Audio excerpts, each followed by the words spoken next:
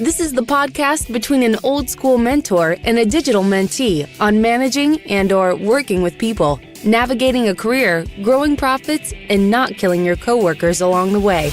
Now let's join the consultant, Haydn Shaw, and the millennial who fixes Haydn's iPhone, Seth Tower Hurd. It's Consultant and the Millennial. My name's Seth Tower Hurd, business owner, entrepreneur, syndicated radio host out of Chicago, and film critic. Weird combo, but all those things help me understand storytelling and the human brain and actually fit together really well. Haydn Shaw would be the consultant and the consultant and the millennial. Has helped over 30,000 managers and worked with companies that you have definitely heard of. Has been featured in Time, Forbes, and a bunch of other cool things. We are talking about change management and why that is so dang hard. If you have not listened to the last episode, you're going to want to do that before we get into the actual 6 tactics here. This has to be a kind of sort of brief episode because you got to walk out the door in 20 minutes because you are in demand. So, number one, right off the bat, let's just do it. The six. All right, so six change reactions. 6 different ways human beings react to change. And you can think of it in 2 variables. The first one is, are you positive or negative towards change? And then, are you thoughtful about it or do you react emotionally to it? Now, neither of these are right or wrong. Some of the most brilliant people who have ever lived are negative in their polarity or their orientation toward change, how they show up with change. I'm 100% sure I'm positive and emotional, but I'm also pretty sure I can be really negative and swing really fast. You know, often people who are emotional can find that swing. And the point is, nobody is this change reaction all the time. Instead, nobody's... Sorry. Okay, just making sure your mic was correct. Keep going. Nobody is this change reaction all the time. You may have one change that you are really excited about, and the next one comes along, and you're like, this is stupid. And so we tend to move within a range of things. But just in general, you take those 2 variables, and you get some people who are thoughtful, or who are emotional about change and very positive about change. And I call those folks enthusiasts. That'd be the first reaction. Second reaction are those folks who are positive toward change, but are more thoughtful about it. They think about the change rather than get excited about the change. Then you've got a bunch of people in the middle on the fence. And maybe 60% of people just tend to hang out on the fence and wait to see what happens. And they're waiting for which one of their peers is going to have the strongest argument, basically. You know what? They are truly the tug of war. You know, if you've ever done a tug of war and you've used the bandana on the rope to kind of measure who's winning, they are what you're fighting over. They're that bandana. So that's 60% of the population. And so you actually, to quote Malcolm Gladwell, want it to tip. You gotta get the momentum going, that big chunk in the middle, that 60% going forward toward the change, or the negative people can pull it back toward the change and then it just goes nowhere. You know, they estimate that over 60% of change management programs go nowhere. They have to kill it. They just fade off. They either announce we're not going to do it, they don't get good enough results, and we go back to the way we did it before, or better yet, people just quit showing up for the change meetings until people go, I guess we're not doing that anymore. What about when you can't, though? I'm curious because I've been through a CEO change, and I've also been through a leader change, you know, as part of a branch. Probably the worst transition speech ever. If you smell natural gas, they're repairing that. Also, I'm quitting. Bye.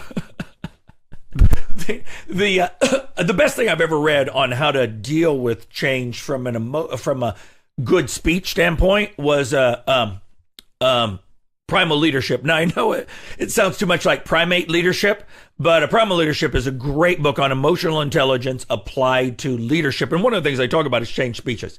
So key thing would be get the people in the middle to move, to get the people in the middle to tip, to move forward.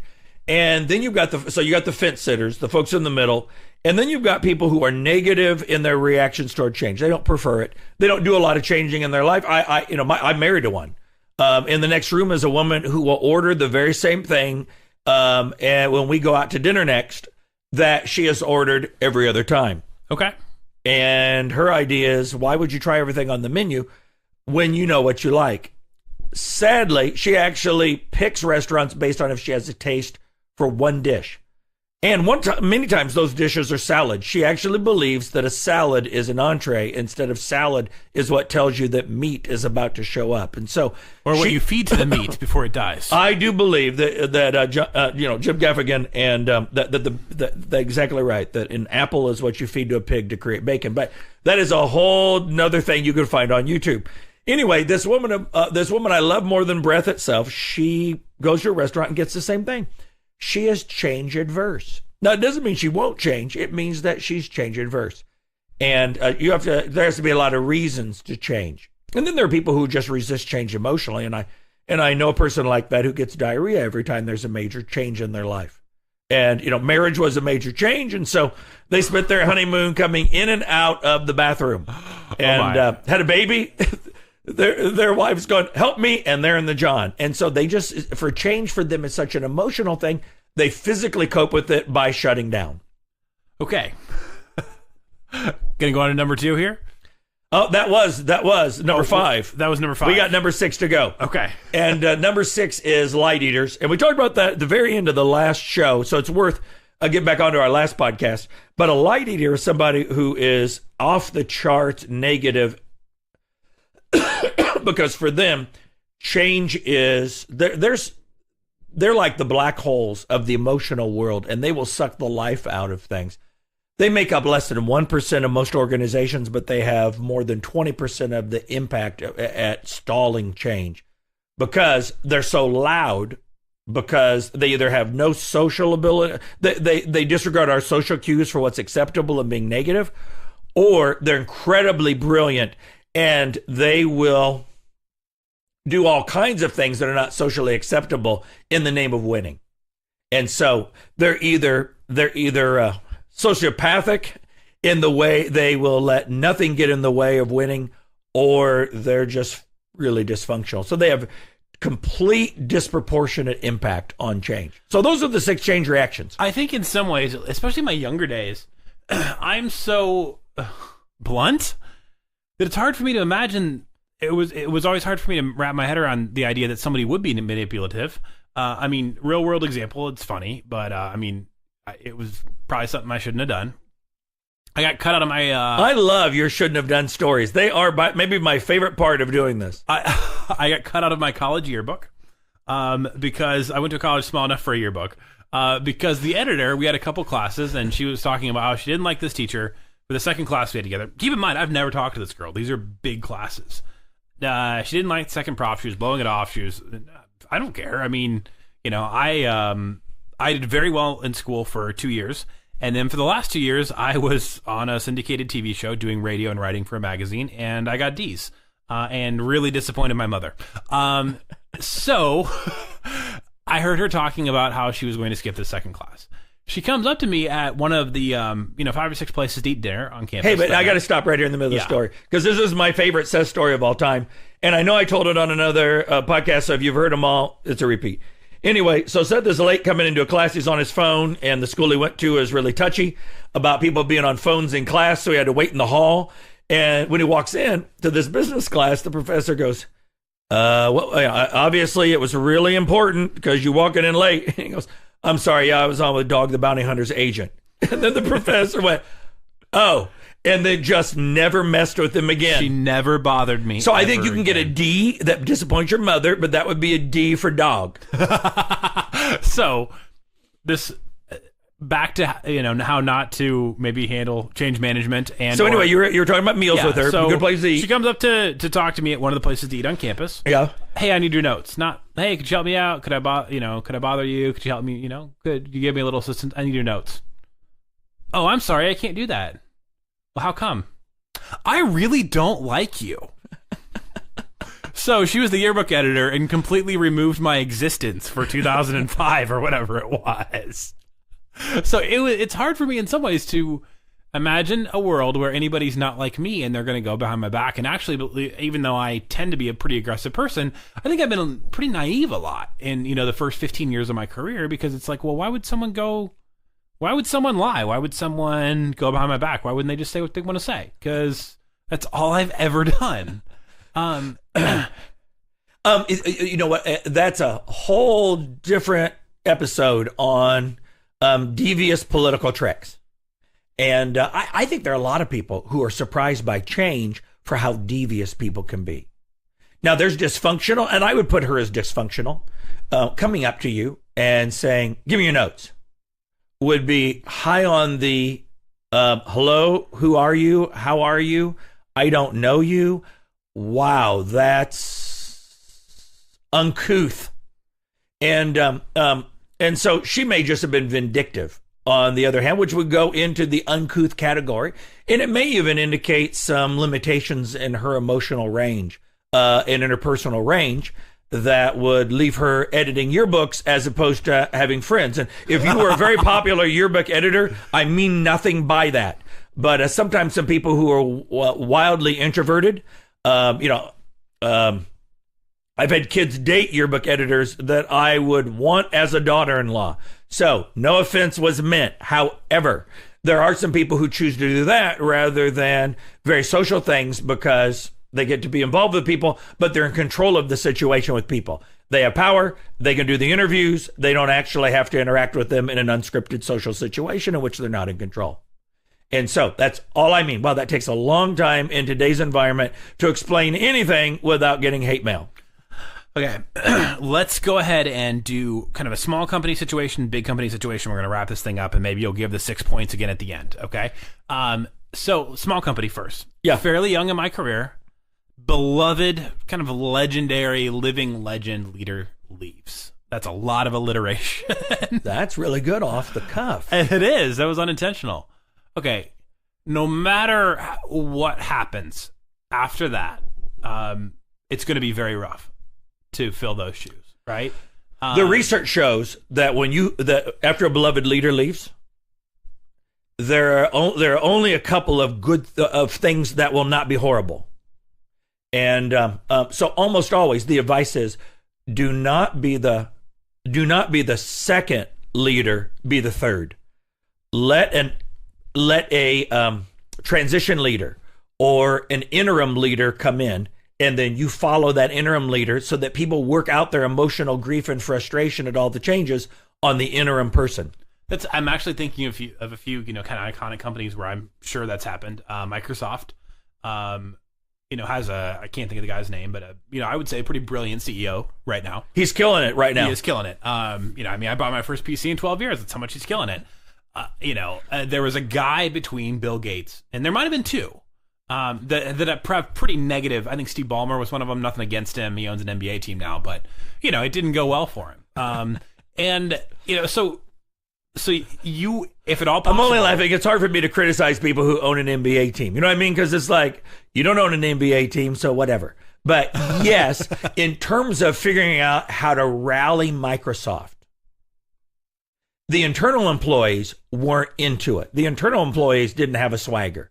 Internal employees in Microsoft believe that they're competitive. They believe that they're in the game. Mm-hmm. And Microsoft going into handhelds, going into phones, going into music download services. They were always Me Too to Apple, and they just didn't win well in that Me Too world. And outside came in and he went, we're going to do the things we can do well, and we're going to build a great cool culture around here. And they've really pulled off a couple of things in some great ways. So yes, it helps to follow somebody when people are down, because you can come in and institute things and people are like, oh, good, as opposed to, oh, you're following Bill Gates. Whatever you do will suck a little bit. So really, almost in every situation that an interim leader is preferable. Almost. Now, Tim Cook followed at Apple a legendary leader who died. Yes. If you die, you get a pass. And he was handpicked, hand-appointed, and there was a lot of conversations about the transition ahead of time where Steve Jobs goes, he's my man, here's why I think he can do it, blah, blah, blah. And so it's very similar to a nonprofit organization where the president has a kid, and it actually passes down, the family business passes to a child, and people follow the child because they love the father or the mother. And the other piece, classically, it's been a father. Or there's a long grooming process where that goes on. And it happened at M&M Mars. Forrest Sr. just says, all right, I'm done. Hands it to the kids and moves to Vegas, grows cactus so he won't drive his kids crazy.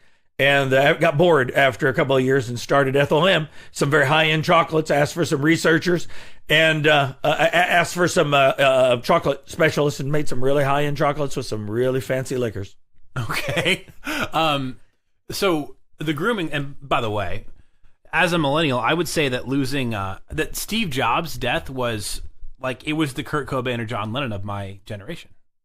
Oh, no doubt. He was a hero, and everybody believes. The irony is, whoever takes Apple will be screwed because whatever you do, Steve Jobs wouldn't have done that. I know, but he's, in 15 years, when he's dead for 15 years, it's all over. He would have made some changes that nobody's allowed to make because he'd have never done that because, well, that era is over. And so you're screwed. And so in a small company, how do you deal with the change? You're not the leader that is the interim leader in most cases. And if you're an employee, you simply hold your breath for the next 2 to 3 years while the interim leader makes a bunch of changes, makes everybody mad, and you hold your breath and go, you know what, if I'm going to stay here long term, we'll make it through this, but it's probably not going to be fun. You know what? Based on that statement, I don't ever plan on working for anybody else again. But if I did, I would just quit. Like, if I knew that a couple of transition times, I would have quit. I mean, I would have quit when I was 25. I would have quit a couple years ago. I mean, just boom, I would have been out of it. No, and I get it. And that makes complete sense.